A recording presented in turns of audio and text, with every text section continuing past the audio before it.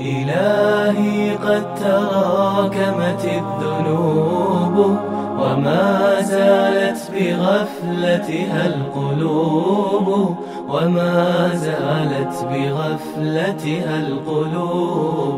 لعفوك يا محب العفو أرجو ومن يرجوك ربي لا يخيب لعفوك يا محب العفو أرجو ومن يرجوك ربي لا يخيب ومن يرجوك ربي لا يخيب.